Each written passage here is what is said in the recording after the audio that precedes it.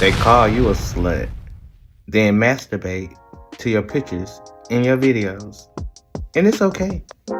Religion has taught us to suppress sexuality. But as a modern spiritualist, it's time to reclaim it. Oh, it's gonna get hot and it's gonna get juicy. Are you ready, Chatty? The tea is steaming, and I'm feeling fine, divine, and aligned. Maxie, let's get chatty. Let's get isolated.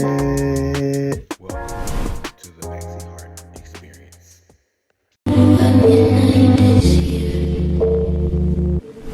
Dreams come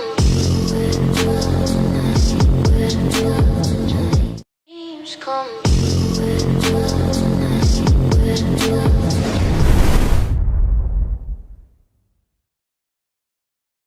So you already know what time it is. Time to get isolated with me, your boy, Maxie Hart, as I up your energy and raise it up just a little bit. If you're a part of the fam, then you already know the vibes. But if you're new here, welcome. I'm your holistic homie, your cosmic cousin, here to help you raise your frequencies. Tonight, we will be discussing how to train your night to make keen decisions, how to direct your lust in the right direction with proper leadership so that you can balance being holy and horny. This is a very sex positive episode. It's not here to shame anyone or to condemn anyone, but to reclaim our sexual expression, but learn healthy ways to train our night to make keen decisions. Because sexuality isn't about being ashamed to express yourself, but it's about being disciplined in how you express yourself. All right, so let's hop into it. When I say spiritual slut, I understand that it might sound a bit crass or abrasive, but let me explain. To me, a spiritual slut would be a sexually liberated spiritualist, someone who isn't ashamed to express their sexuality in a healthy but free way. A person who reclaims the power of their sexuality as it balances with their spirituality, equating to true divine duality. How can people proudly profess being spiritually awakened, but as soon as somebody brings up the conversation of sex, everybody ready to run out the room? You know, we praise people for being celibate, but we damn and condemn people for being sexually liberated. That's not fair, and that's not balanced. We talk about raising vibrations, yet we ignore the most powerful energetic force that the human body has: sexual energy. Sexual energy is creative energy. The same force that can make you chase bodies can also make you build empires, ministries, art, and purpose. Channel it. Don't shame it. But tonight, we're going to ask the real question. How can you balance your holiness with your horniness? Reviewing from our Sacred Geometry Activations Oracle Guidebook, and we will be defining Divine Masculine, number 22. The frequency of Divine Masculine supports our strong, focused, and active side, allowing it to express itself while helping us to bring our dreams and ideals to form with kindness and wisdom. Chatty, how would you define divine masculinity? Baby, divine masculinity isn't about pretending you don't feel lust. It's about leading your desire instead of letting your desire lead you. So first, we'll start by breaking down the psychology of divine masculinity. So divine masculinity sometimes makes people uncomfortable because culturally we've been taught two extremes. Either masculinity is dominance without compassion, or masculinity is something that should be softened into passivity. But as an archetype, masculinity means direction.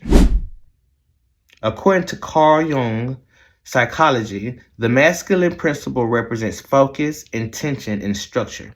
It's part of the psyche that decides where energy goes. The feminine creates the current. The masculine steers the ship. But here's where things get interesting. The knight archetype is the developing masculine, the masculine in growth. Knights are powerful, passionate, courageous, but they're also impulsive. They chase what excites them. Kings, on the other hand, they understand consequences. They don't just ask, do I want this? They ask themselves, what does this build? Let me give you a real example. Let's say you meet someone who is magnetic. I'm talking about chemistry off the charts from the rip. Your knight is like, I want that tonight, like immediately. But your king says, dang, this energy is so powerful that I need to make sure that I'm aligned before I let this into my life or into my kingdom. You know, the knight will pursue that moment, but the king will think about that future and they will move accordingly. A simple analogy is the knight is playing checkers while the king is playing chess. So let's start with our tarot cards. First archetype being the Knight of Wands, which represents the sacred flame of lust. This archetype is passion. The Knight of Wands charges forward with the wand blazing like a torch. Fire everywhere, momentum everywhere, movement everywhere. His energy is charismatic, very sexual, adventurous, hungry for life. But fire without discipline will burn a whole forest down, burn a whole house down. When you think about psychologically, this archetype represents your libido, the life force that Sigmund Freud talks about, that Carl Jung also expanded upon. But it's not just sexual energy, it's your creative drive. How does it show up in the shadow form? Impulsivity, chasing excitement over stability, starting passionate connections, but then letting the flame burn out quickly.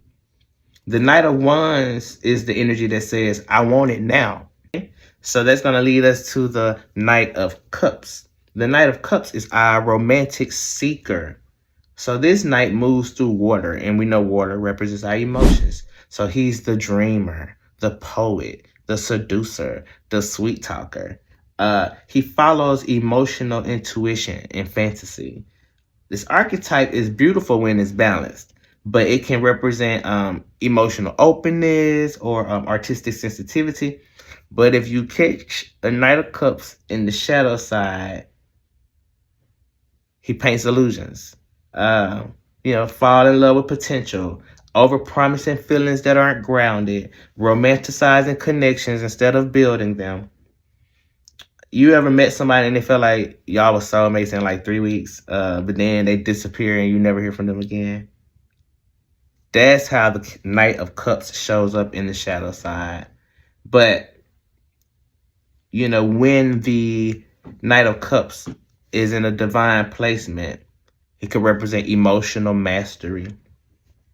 Because at that point, he's not just feeling deeply, but he's leading with emotional intelligence. Okay, so let's talk about the kings. When we talk about divine masculinity, we're not talking about muscles, money, or ego. We're talking about sovereignty. It's about making your body, mind, and energy obey. In tarot, we have two kings that's going to illustrate how this energy operates when fully embodied. We're going to look at the King of Pentacles, which represents building mastery of desire, as well as the King of Swords, who is our strategist of intention. Both are going to teach us sexual expression, but in very different ways. Starting with the King of Pentacles, who is sensually grounded and stable. I just picture him sitting on his throne, calm river at his feet, pentacle in his hand, glowing with energy. This is a man whose sexual energy is anchored in presence, abundance, and self-possession.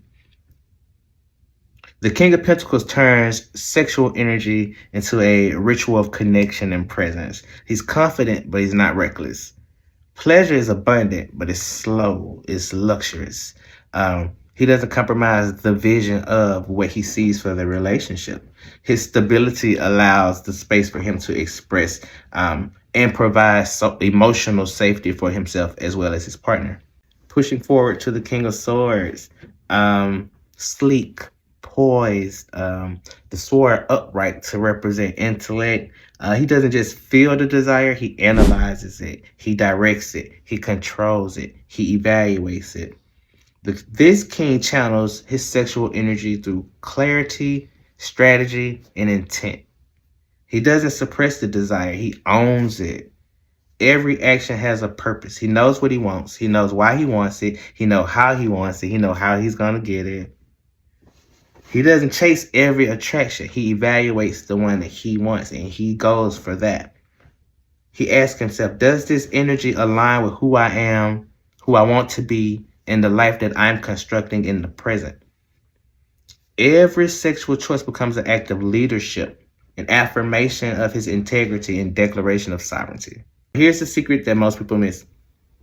The King of Pentacles gives you embodied presence and grounded pleasure, while the King of Swords gives you disciplined strategy and conscious consent. Together, you're not just indulging in desires, you're orchestrating it. You create experiences that are electrifying, not chaotic, intimate, not transactional, aligned with vision and not impulse. Your sexual expression mirrors your self-mastery. Your pleasure stops being random and your energy stops being scattered. Your king teaches you that divine masculinity in sex isn't about doing more. So ask yourself, where in your sexual life could you apply a king-like approach? Because pleasure without leadership is chaos. And leadership without pleasure is boring. Divine masculinity is when the king co-rule with the knight to guide their direction and their energy in the right place. All right, Chatty, what would you like to share with us before we end on this evening? Let your spirit drive the body, not the other way around. Divine masculinity means the spirit sits on the throne and the body takes instructions. Well, this has been your isolated conversation with your boy Maxie. Again, thank you for joining us. If you have not done so, like the video. Join the tribe by subscribing if you like the vibes here. Thank you so much for the love and support. We are on our way, growing every day. I pray that you stay high vibrational. Continue to raise your freaks. Continue to stay aligned and continue to love on yourself in these trying times. Know that there's somebody out here loving on you as well, praying on your behalf. And together, we're going to make it through, y'all. So if you know somebody that could benefit from this type of information, please share the video. Please tell somebody to come holler at your boy, Maxie. But until next time, stay aligned.